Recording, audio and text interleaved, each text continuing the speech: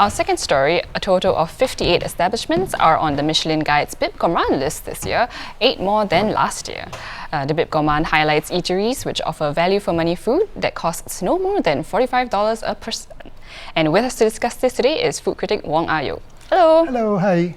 So this is very exciting, right? Could you share with us a little bit more about some interesting new entrants this year? Okay, yeah, there are 12 new entrants, but there are 2 that really stand out for me. Oh yeah? Yeah, one is Haja Maimuna because it sells kampong-style food in the Kampong Glam area.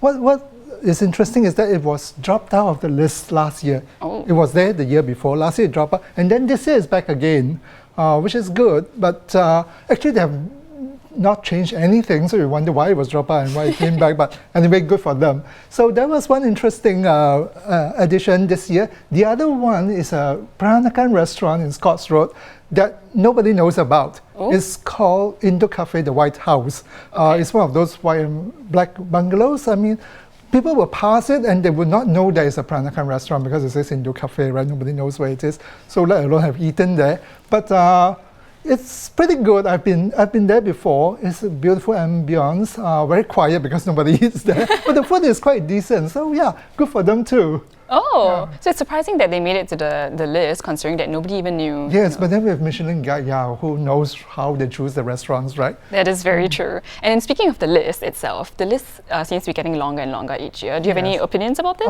For the Bib Gourmand, I don't think anybody minds it getting longer. It's unlike the star restaurants. Stars people will say, oh, this country has so many star restaurants, or like Tokyo has the most restaurants with stars. But when it comes to the Bib Gourmand, I mean, it's for quality food at reasonable prices.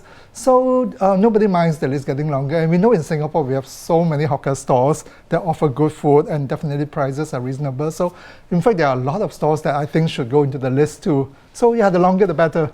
Yeah, so we actually welcome it to be longer, right? Because it means more hawkers get their that's their recognition, Yes, their recognition, that's right. So, you know when the Bib Gourmand, and so this is Bib Gourmand, that was just announced, but the Michelin Guide ceremony, which they're going to announce the Michelin-starred restaurants, that is coming out next Tuesday. Have any predictions for us? Like I said, with Michelin, you never know how they choose the restaurants. I'm always very baffled by their choices sometimes, and it's very controversial. People will always disagree with why this restaurant has 3 stars, why 2 stars. So I won't dare to predict. Okay. But the thing that everybody will be very excited about is whether we're going to get a 3-star restaurant this year. Okay. Because last year there were none. Before that there was Robuchon, the restaurant, the Joe Robuchon, but it closed. And then last year there were no restaurants with 3-star. So this year we're hoping that we'll get at least one more. I have my own expectations and hopes. I hope Zen would get it. Zen is a fine dining restaurant that is in Bukit Pasoh. It took over where Restaurant Andre used to be. The food is good, but what is wonderful for me is the whole experience, because they make it feel so interesting and lively that it's a 4-hour dinner, but you don't feel like it's 4 hours. You don't feel the time passing at all. So I hope it will get 3 stars. Because Singapore does deserve to have 3-star restaurants. And the other one will be at Raffles Hotel. It's a fine dining French restaurant that just opened called La Dame de Pique by a female French chef called Anne-Sophie Pique. I really like the restaurant. It's very elegant, food is really nice, prices are not so high.